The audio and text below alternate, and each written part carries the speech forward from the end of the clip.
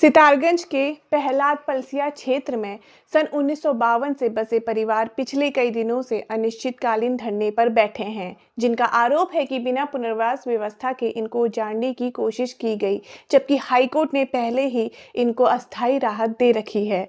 आज़ादी के बाद यह परिवार यहाँ बसे और धीरे धीरे पूरी 40 एकड़ भूमि पर इनकी खेती और रिहाइश बनी, लेकिन जब 2022 में एक्वा पार्क प्रोजेक्ट के लिए जमीन चुनी गई तो इन परिवारों को पुनर्वास और नौकरी देने का वादा किया गया, लेकिन 13 नवंबर 2025 को पुलिस बल यहां पहुंचा। लोगों का आरोप है कि बिना पुनर्वास और बिना स्पष्ट नोटिस के घरों को खाली कराने का प्रयास हुआ। इसी दौरान महिलाओं बुजुर्गों के साथ धक्का मुक्की की बात सामने आई। हमारे साथ हरीश दुबे जी हैं। ये जो मामला है जहां एक्वा पार्क बनाने का जो प्लान किया गया था, तो वो एक्वा पार्क वाली जगह पर जब इसका एक रिपोर्टिंग की गई, मतलब एक समिति आई, समिति ने इसकी जब रिपोर्ट दी तो रिपोर्ट में उन्होंने ये लिख दिया था, ये सन 2022 में रिपोर्ट गई, तो उपजिलाधिकारी की अध्यक्षता में वो समिति थी और उसने ये रिपोर्ट दे दी कि यहाँ पर कोई लोग रहते नहीं है, कोई निवास नहीं करते हैं, यहाँ फसल नहीं बोई जाती।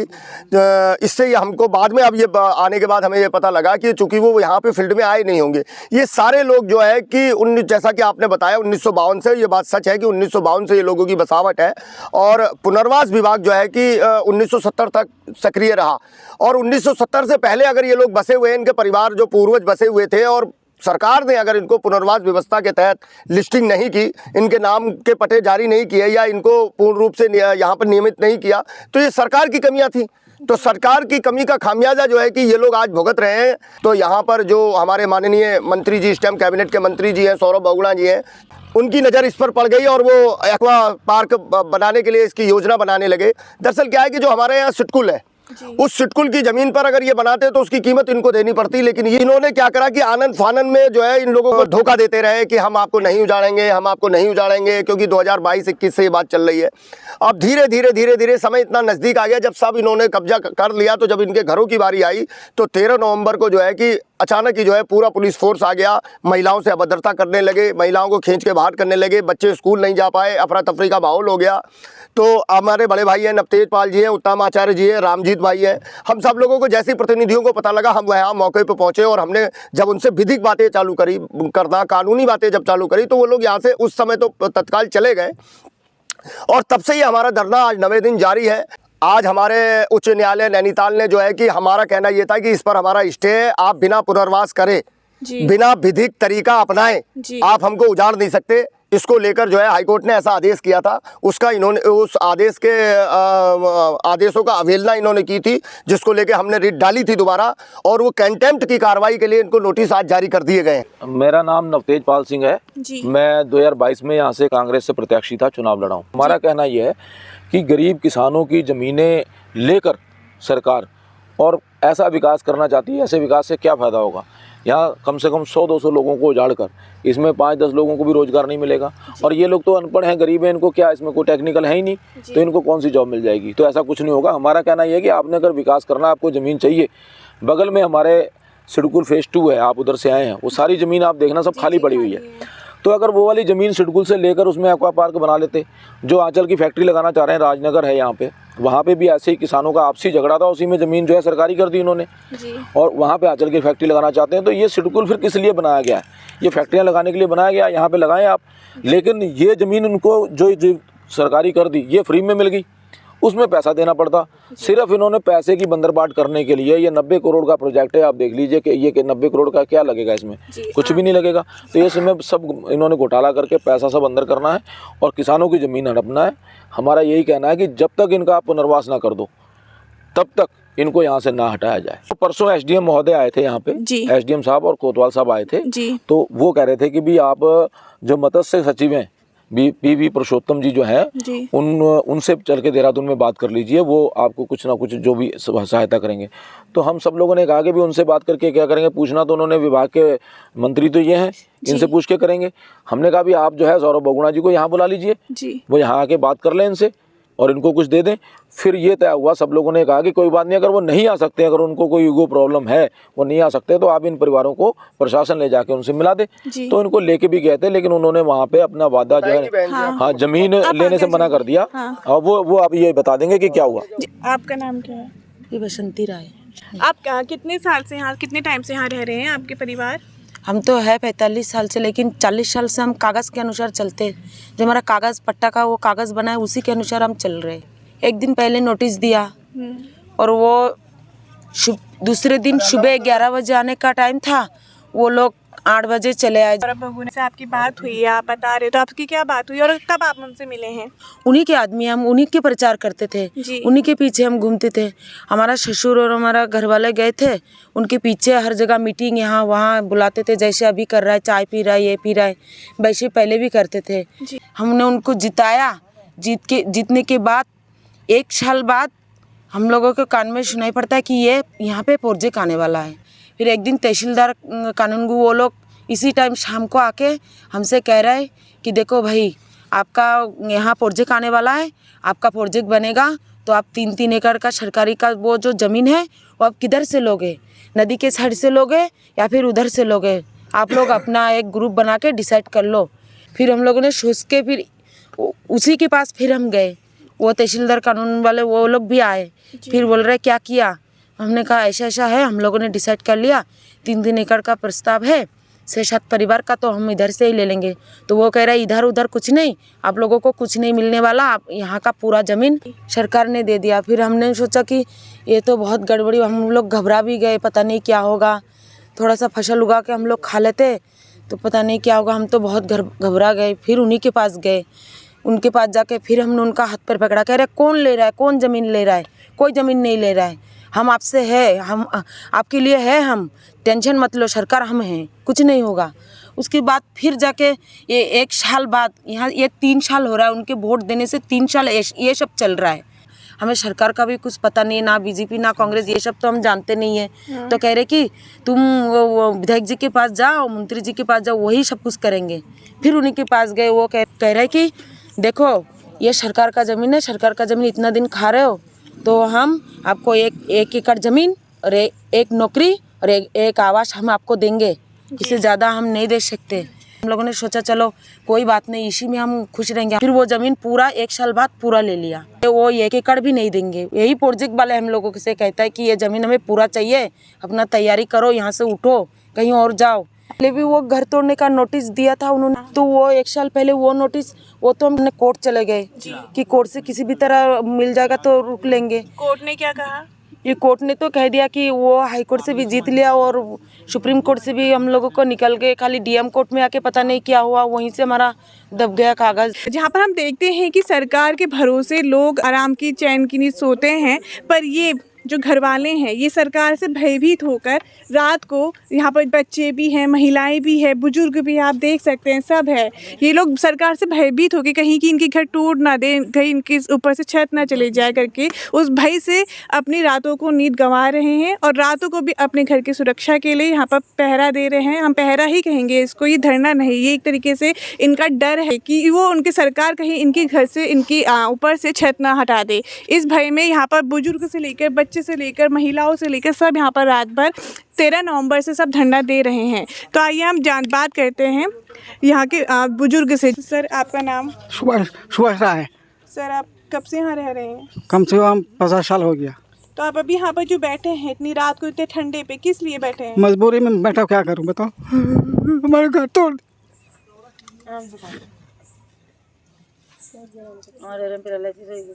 सब बोलिएगा,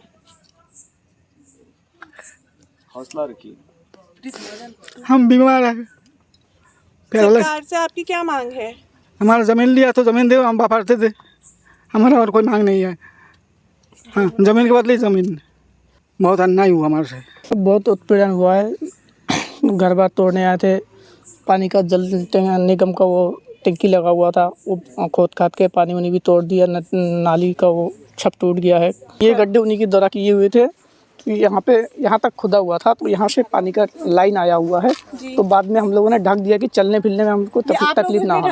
हम लोगों ने ढका है बाद में, नहीं तो पूरा खुदा हुआ था यहाँ से वहाँ तक। आप देख सकते हैं इन लोगों का जो ये पीने का पानी का जो पाइप है ये तोड़ दिया गया है और ये पुलिस प्रशासन द्वारा ही तोड़ा गया है ताकि ये लोग इससे परेशान होकर कि इनको पीने का पानी ना मिले, इससे ये परेशान हो जाए और यहाँ पर से इनके पास और कोई चारा ना रहे और यहाँ से ये चले जाए। तो अब ये देखिएगा, ये पाइप पूरा टूटा हुआ है और ये देखिए इसमें ये देखिए यहाँ पर जो निशान है ये तोड़े गए के निशान है और ये प्रशासन, पुलिस प्रशासन द्वारा ही तोड़ा गया है, उसी सरकार द्वारा जिसके सहारे जनता सुरक्षित रहती है, जो कहती है कि जो कहती है कि जल ही जीवन है, जल की सुविधा देने वाली सरकार ने ही ये इनके पानी के नल तोड़े हैं, पानी के पाइप तोड़े हैं ताकि ये लोग यहाँ से परेशान होएं, इनके पास और कोई चारा ना रहे और ये लोग यहाँ से छोड़ के चले जाए। घर तोड़ने वाले थे, घर का पूरा साइड से यहाँ पर खोदा हुआ है, वो वीडियो भी है, घर के अंदर घुसे थे वो लोग, ये यहाँ तक पूरा आ चुके थे, हमारा घर खोदने वहाँ तक है, पूरे घर के एकदम घर के किनारे बस थोड़ा सा धकेलना था, फिर हमारा घर टूट जाता, थोड़ा सा ही धकेल देते तो वो ये घर गिर जाता। इधर भी खोदा हुआ है जी, हमारा मीटर भी है, 1-2 मीटर है, एक ये है और एक ये भी है, इधर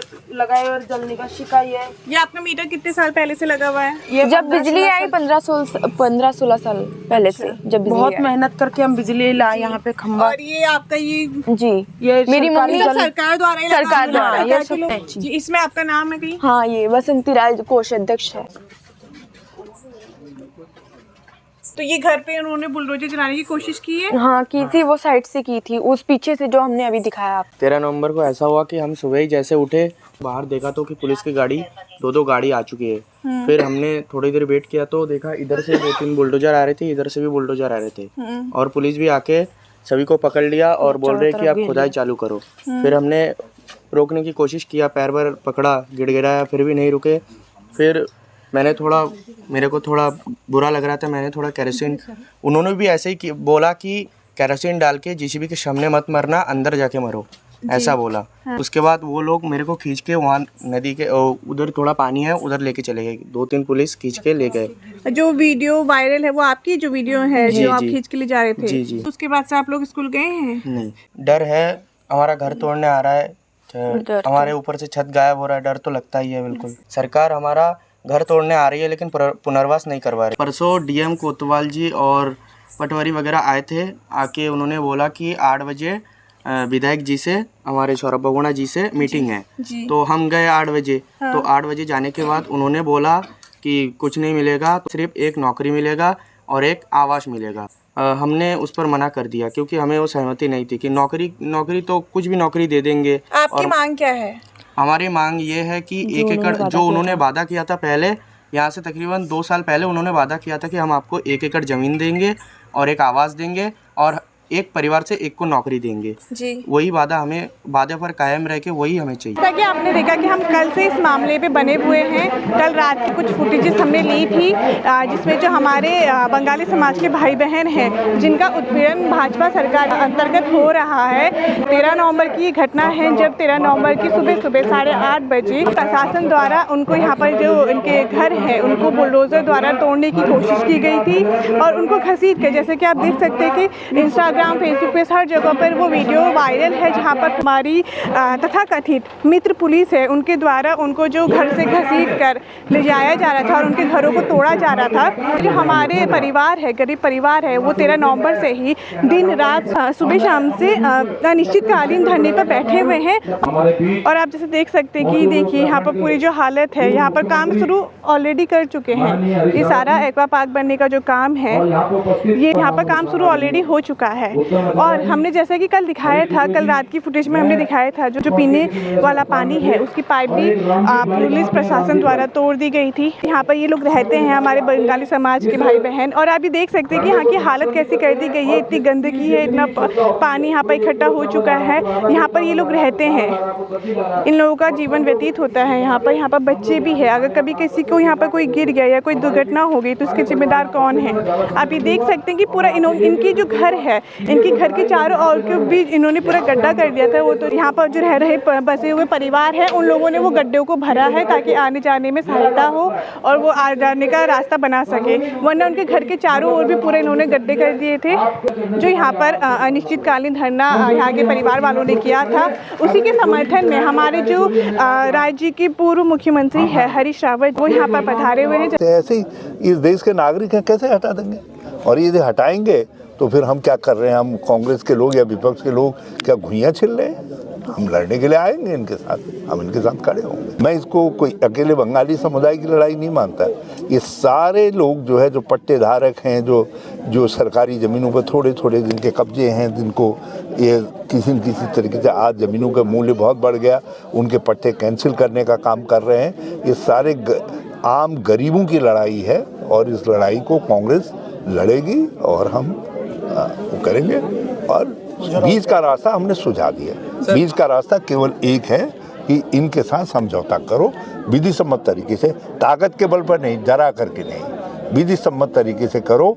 बल्कि जिनको इन्होंने 5 गुनाहगार बताया है, वो 5 गुनाहगार जब यस कह देंगे तभी हम मानेंगे कि इनका जो यहाँ से समझौता है उसको वैध भी तभी मानेंगे। सर, जो तथाकथित हमारी मित्र पुलिस है, उनके द्वारा जो लोगों को उनके घरों से घसीट कर निकाल कर जबरदस्ती उनके घर तोड़ने की जो कोशिश की गई, वो अमानवीय और बर्बरतापूर्ण घटना को आप क्या कहेंगे? ये अधिकारियों को सबको समझना पड़ेगा कि जो कुछ आज पलसिया में करेंगे अत्याचार, वो अत्याचार जीवन भर उनका पीछा करेगा।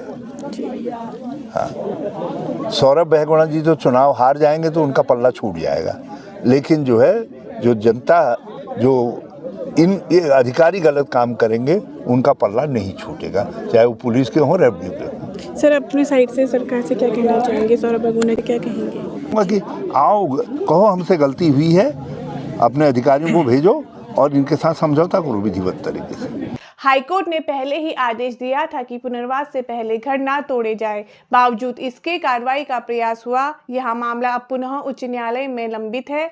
यहां अनिश्चितकालीन धरना जारी है। प्रत्येक दिन स्थानीय संगठन यहां पहुंचकर समर्थन दे रहे हैं।